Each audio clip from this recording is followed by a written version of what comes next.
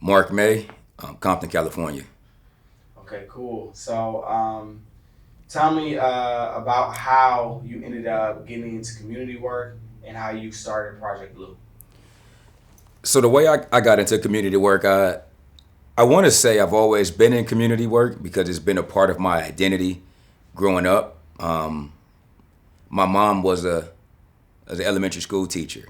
She was an educator, and I think just organically, I watched her living her purpose, as a child for me, and that just became a part of my identity, became a part of who I was. Whether it's being at community events with her, or just seeing her engage and interact with the community, it was something that stuck with me. And then also, my grandfather was a minister at a church, so seeing him involved in the community, working with the youth, working with the community residents, was just something that was always demonstrated in my life. So, being a community servant, as I call it, is just something that's always been a part of who I was or who I am.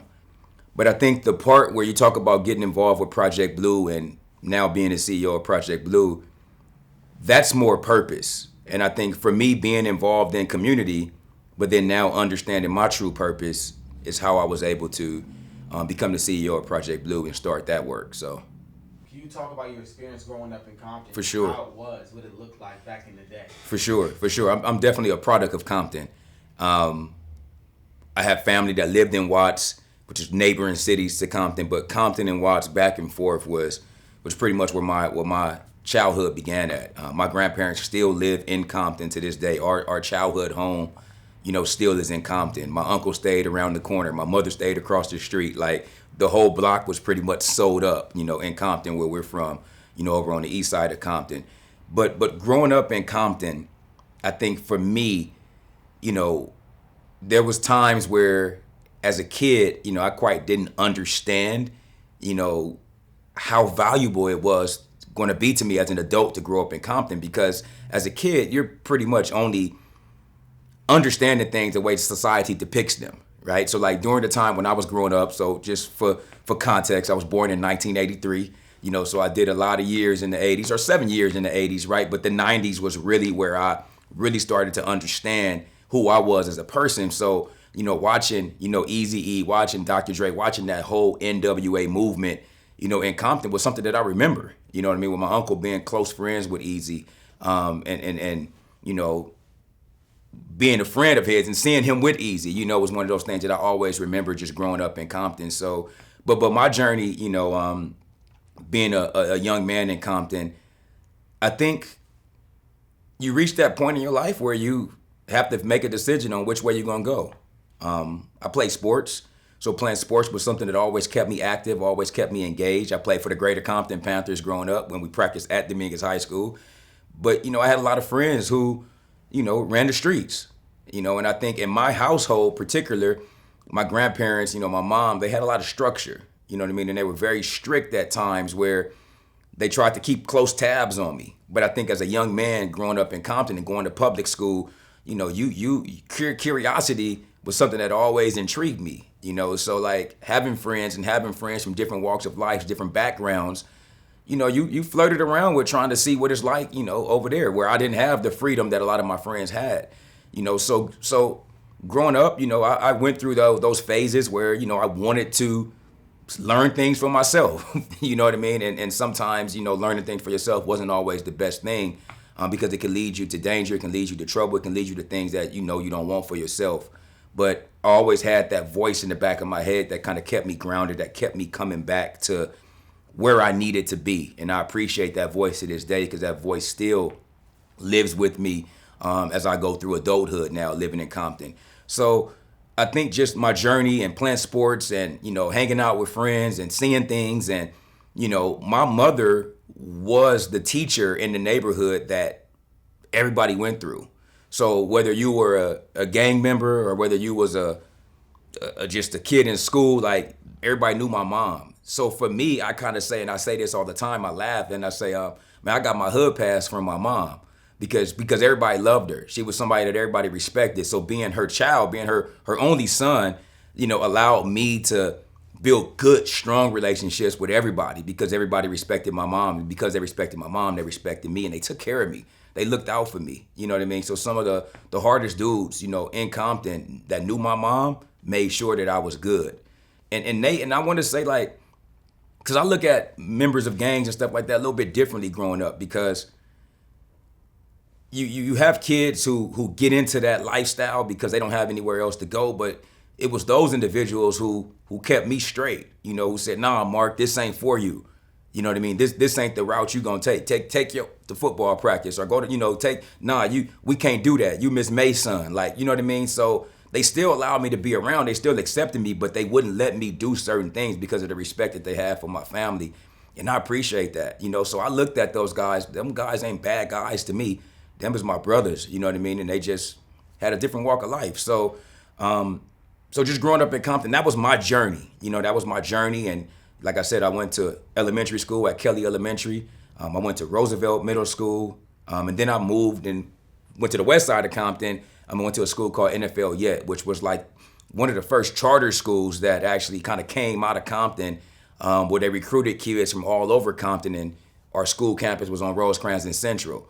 So, that's where I met like a lot of my good friends that I still know to this day that I'm working with, in Compton, doing incredible work at NFL Yet. And then go from NFL Yet back to Dominguez High School, back to the east side, where I think like that's where, I just really, really, really just thrived, as a young man, growing up in Compton and really being thankful and appreciative of my community and really saying, you know what, just because you're from Compton don't mean that that's a bad thing. And I think people wear that and they hear the word Compton, they put this negative connotation behind Compton. But I know some incredible people from Compton, whether they had a bad lifestyle or not. I know some incredible people, and I'm always going to represent Compton, always going to make sure that the world knows that Compton is a bomb place, right? So, yeah. So, can you tell me a story of when you were like, nah, there's no way that I'm going to join the gang? Like, Yeah, tell you, yeah, I got a bunch of stories, but so my mom had four brothers. One had passed before I got here, and my cousins who stayed next door to me, who grew up, in the '80s, '70s, in Compton. For one, like the one story was like they wasn't having it. I got a cousin to this day who did a lot of years, in jail or in prison, who really kept tabs on me even when he was locked up. You know what I mean? And he made sure that all the homies from the neighborhood as well, just like my mom made sure that if he caught me doing something, caught me hanging out with the wrong folks, caught me doing some stuff, like he would find out and he would send somebody, whether it's my uncle or somebody, to get on my case to kind of guide me back to the path that I needed to be on. But I think for me, and just kind of being, very protective, like I saw things at the park that I probably shouldn't have saw, as a kid. And I think for me, it was seeing those things up close and personal.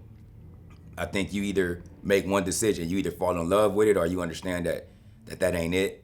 And for me, it was just having that discernment to know that wasn't it, and guide me and say I'm not joining the gang. But I've seen a lot of my friends, man, my peers fall victim to it and losing their life very young. You know what I mean, or getting locked up, for some things that could have been all avoided, right? I think that was what it was for me. I think just seeing those guys go through those experiences was enough for me to say I'm not going to do it. And I never had a father in my life, so it was easy for me to be drawn to other men, in a way where you were drawn to other men because it was something that was missing from you, from your father, that you wanted. And whether it was my grandfather or my uncles or just the guys from the neighborhood, my uncle's friends, like they all raised me, and I can pull bits and pieces from all these different men that make me complete and make me who I am today.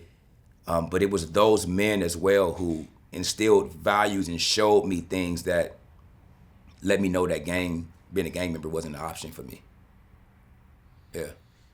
I'm glad you talked about that because when I was growing up, that was like one of the things too. Like my cousins and my uncles, it was like, nah, like he gonna do something different. Yeah. You know what I'm saying? Like Marco he got something and he gonna do something else. Yeah. But then it was always those points where it's like, yo, I can fall victim to this because look, it's fast money. They doing well. They doing all right. You know what I'm saying? Yeah, Like yeah, I'm still in it. You know what I'm saying? Look, God forbid God forbid they pull over the car. I'm in the car. You know what I'm saying? I'm still in absolutely. it. Yeah, So just God's protection alone in those moments, even when we did get pulled over and they didn't find it, and you're like, you dodged the bullet. Yeah, yeah, a yeah, couple of yeah, them, a couple of yeah, a few. yeah, So yeah. and it just it's just so many things that do come with that. But again, it's the same thing. Like it's a respect level. It's a level of thankfulness that those same people would look out for me. You know what I'm Absolutely. saying? Like And I think to your point, right? God's protection. When you're that young or when you're going through it, you don't really realize or understand that's what it is. But when you get older and you can look back and see that that's actually what was going on, like it allows you to live deeper in your purpose now and understand why you exist because you need to be there for the next group of young men who's actually not understanding what they're going through right now or what they're involved in. So, God's protection is real, and God uses people to make sure that protection is there, right? So like it's one thing growing up without a father, but God is going to put certain people around you. It's just up to you to receive what God is trying to give you. And I think just to your point, God's protection is real. And yeah, a lot of people didn't make it out, of some of those situations, right, Mark? A lot of people didn't.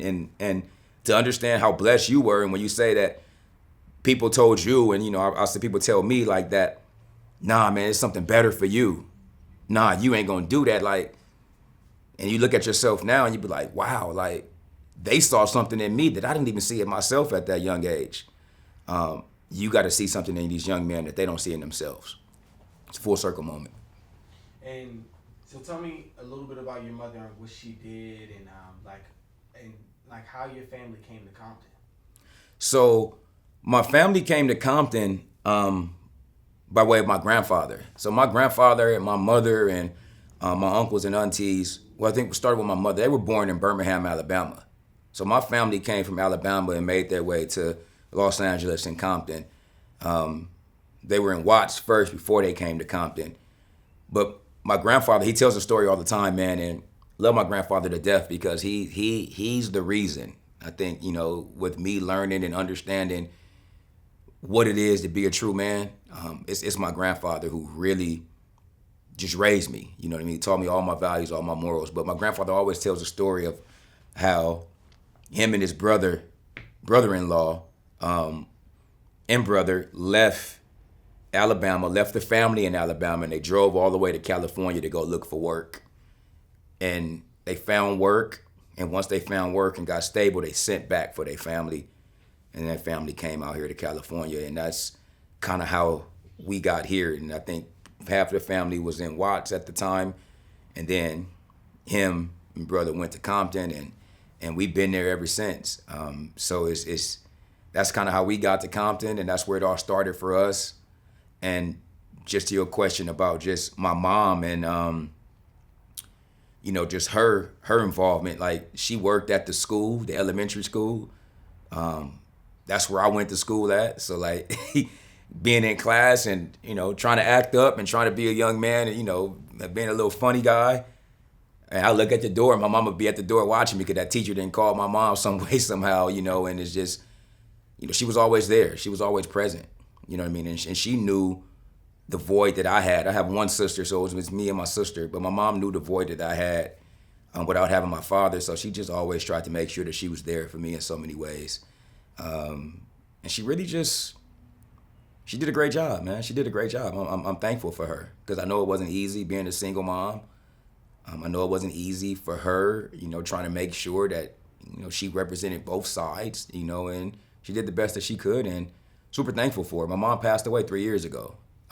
So it's always one of those things where, you look back and you cherish the memories that you have, you cherish the moments that you have, but you continue to live your life honoring her legacy, and honoring everything that she stood for and everything that she set up for you, knowing that she didn't have everything, right? So my life is dedicated to her, man, just to make sure that I continue to make her proud. I continue to do what's right, and I continue to to wear a piece of her that will always represent positivity, that will always represent unity, that will always represent servant leadership and giving back and taking care of other people. And it's a part of my DNA, bro. And that's all I know. Yeah. That's a blessing. That's a blessing. So, what sparked like the Project Blue? Like, well, I know that you said that you mentioned that your mom, like, she was a servant, she gave back. So, like, how did the name come about? Like, what was it that? Yeah. So Project Blue. So, quick story about Project Blue. Before Project Blue, I fell into the same steps as my mom as well. I was an educator, so I taught for 16 years. I became a coach. I was an athletic director. I was a vice principal, and I was working at a school in Watts for 16 years doing this, doing education. And Project Blue was something that I had to take a leap of faith and really understand that this line of work that I was getting ready to get into with Project Blue was purpose for me, was a calling from God. To think about living in purpose and doing certain things, like I always say, like for a preacher, like I don't think that anybody can be a preacher. I think it has to be a calling. You know what I mean? And for a politician, I don't think that anybody can do. I think it has to be a calling, and when you hear that calling, you have to respond. But not everybody is going to have that calling. So when you don't have that calling, like you're still trying to figure out your purpose, right? So for me with Project Blue, so before Project Blue, working at the school that I worked at in Watts, it went to 8th grade. And what I noticed was after kids would graduate from me in 8th grade and get into high school and beyond, they still would show up after school on my campus. And for one, I used to be like, man, y'all ain't got nothing to do. Like, y'all ain't got no sports to go play. Y'all ain't got nothing to go do. And it was until one of these kids was like, nah, Coach May, like, we do, but we enjoy being around you. We learn so much from you. And it was at that point where I realized, like, these are still kids. They still need guidance. Just because they graduated 8th grade or in high school now, I had to look at myself and put myself back into their shoes. These kids is seeking guidance from me. So what I did was I started my own youth foundation. I started my own nonprofit called Forward Progress. And Forward Progress was an avenue that allowed me to continue to pour back into these kids, because when they went to high school, I couldn't put them on the sports teams at the school that I was at. Like, that would be cheating, right? They would be in high school. You can't play 8th grade ball. And I started to empower them by letting them coach and lead, you know what I mean? But they still needed guidance. So Forward Progress came about, and Forward Progress gave me an opportunity to use sports to teach life skills to kids no matter what grade you were in. And I started after school programming under Forward Progress at the school that I was at, which started to a summer camp, which really I just took sports to teach life skills. The reason why I did that is because sports is the greatest metaphor for life. And that was something that I had to find out, because growing up in Compton, every young black boy's dream was to be a professional athlete. And I think we poured everything into that basket of becoming a professional athlete. And when we realized that wasn't going to happen, you always hear people talk about the backup plan. Like, what is your backup plan? But it's only been talked about. Like, you got to have a backup plan. There's no intentionality behind preparing for that backup plan. So for me, it was like, you know what? I'm not going to be the last kid from Compton or from anywhere that think that I'm going to be a professional athlete. And when I don't make it to the professional athlete, what do I got to fall back on? And that's where I'm like, these life skills that I have, everything that I have today came from playing sports. I just happen to be a professional something else, a teacher or educator, but not everybody really is able to take the tangible things from sports and apply it in other aspects of their life, because they were never taught that. So with my nonprofit, I wanted to dedicate sports to teaching life skills to kids, and that's where it started. So when it started there, I was approached by two individuals who had a nonprofit organization, which was pretty much just a name, and it was called Project Blue. And they started to see the work that I was doing with the young people and empowering these young people from more of a holistic approach and using sports as the hook, as the carrot to dangle around and get the kids in, but then have them leave with so many more skills that they probably didn't even think that they were going to get. And I'm not the only one doing that type of work, right? There's so many other organizations and people having the mindset of doing that work, but I was doing that work for a group of kids in my community that needed it and where it was absent at. So when they saw that and called me into a meeting and said, we really love what you're doing, and we feel like you have a gift, and I know you have your thing going on, but we have this idea called Project Blue. And Project Blue represented everything that I was doing, but it had another layer where I talk about the leap of faith that I had to take. The other layer that it had was a connection to law enforcement.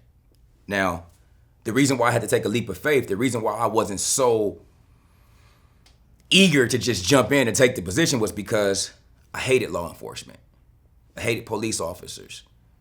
And the reason why I had those feelings, and hate is such a strong word, but I'm only giving you the context of how I felt at that moment. The experiences that I went through as a child, the experience that I went through at growing through Compton, I never had a positive interaction with the police. My perception about police had always been something of just something negative.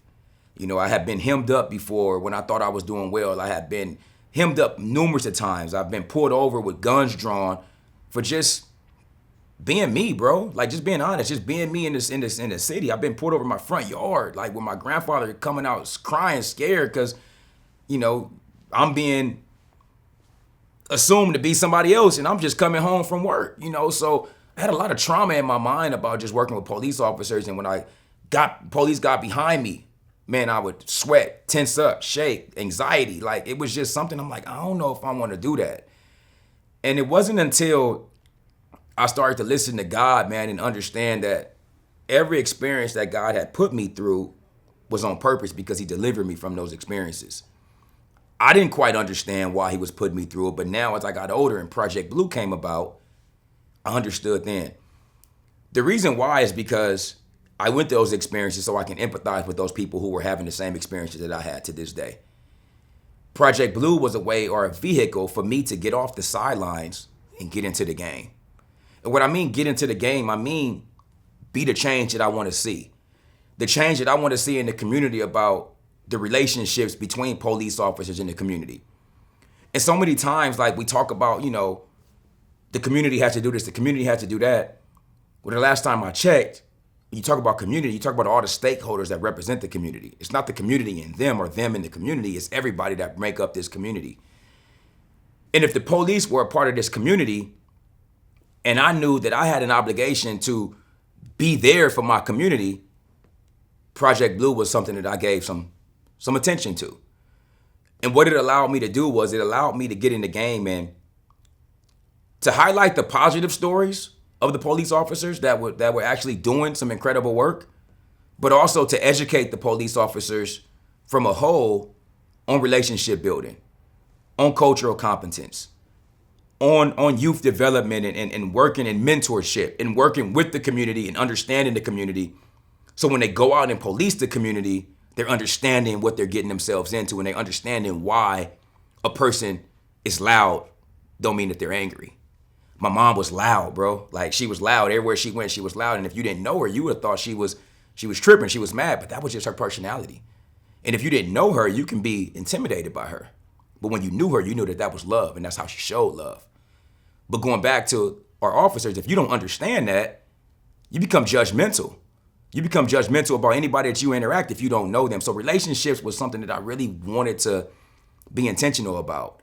So Project Blue was something that I call a calling. I call it purpose because I had went through these things so I can relate to the community. I can empathize with the community. I can give the community grace on why they feel the way that they feel. But I also can go back on the other side of that and be this bridge for both sides. So when these police officers are policing, when the community are interacting, like, there's unity, but there's also understanding. There's also knowledge. There's also education. There's also people acknowledging what happened and not trying to ignore that. But how do we move forward? You can't move forward if you don't acknowledge the past. That's just a fact. So Project Blue gave me the vehicle to take my youth programming, to use sports to teach life skills, but also bridge the gap between law enforcement and community by educating both sides on what it's like to interact with each other. And now we take police officers, we train them on youth mentorship, child development, cultural competence. We put them in these programs with these kids from a very young age. They build relationships with these kids. They build relationships with the families. So when they go out and they're policing, you recognize that kid, you recognize that family. And now we got a sense of humanity being restored between both sides. And then we can communicate a different narrative of what's happening in our communities And we also can hold those accountable for who's not doing their part and teach them the right way to do their part. So I get passionate when I talk about it because I go back to those moments when I was in handcuffs and didn't understand why. But that was because God put me through that to deliver me from that, to be able to understand this and teach from my experiences. So like now when I'm out teaching, I lead a workshop. I teach at the LAPD Academy. I teach officers before they graduate as a part of working with Project Blue. And that's one thing I thought I'd never do, bro. You know, being this way and feeling this way, and now on the other side teaching and educating.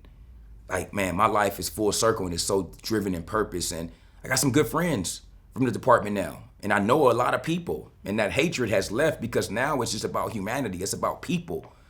And I'm able to bring that to people, man, that don't have the experiences, that don't have the opportunities. And I think that's what God wants me to do. And that's why God has directed my life, man. And I'm just listening. I'm just following, bro. I'm just following. So that's Project Blue. But on the flip side with Project Blue, we convene partners, we convene resources to create access and opportunities for youth programs. We elevate their impact or elevate their work, making sure that they're recognized for what they're doing. We amplify that impact while keeping qualitative data to make sure that we show that the needle is moving. And then we communicate a new narrative about what's happening in our inner city communities between community relations with all stakeholders from the community. Yeah. Cool. So what is it that for the future of Project Blue and your career, things like that, what can we look forward to seeing?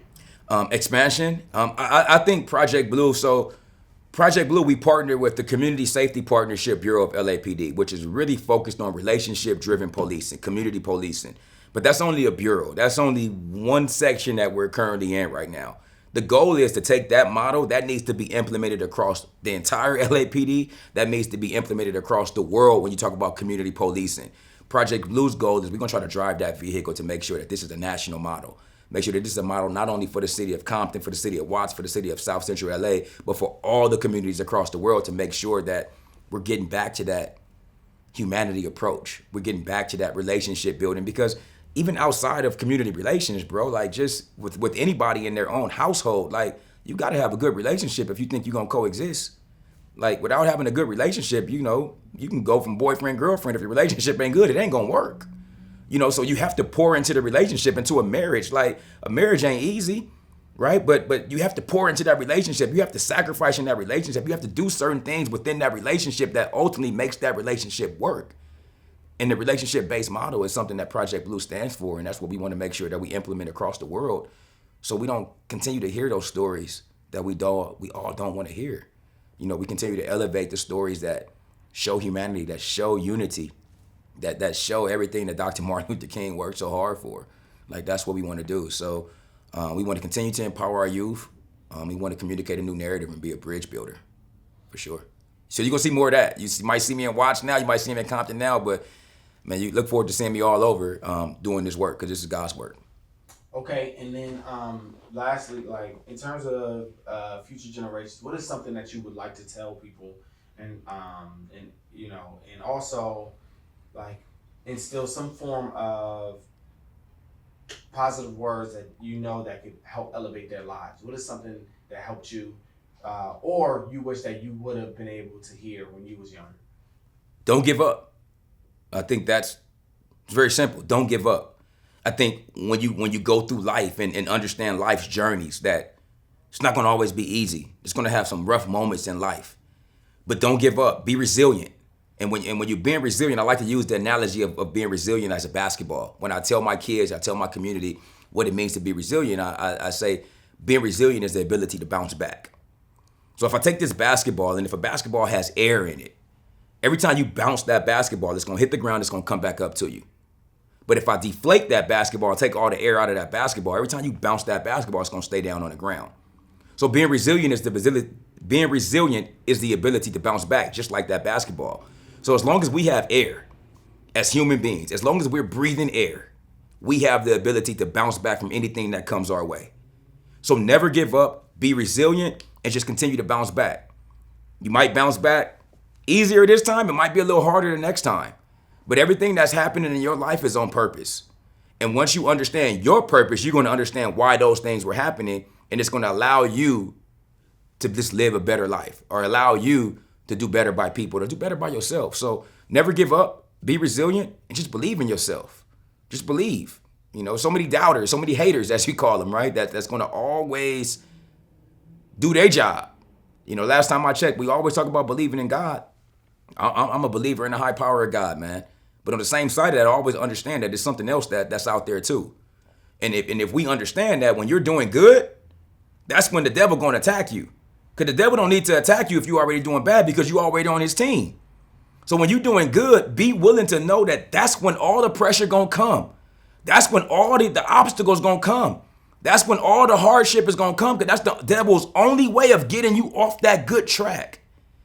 So just know that that's not you going through something you can't get through. You got to just overcome that. And I think once you get that mindset, you're going to take everything on, man, and you're going to run through walls. You're going to run through walls. So to the next generation of kids, life is hard. It's not easy. But as long as you got air to breathe, you can bounce back and you can do it. Those will be my words to the next generation. And to this generation too, because we all still need to live by those principles. Facts.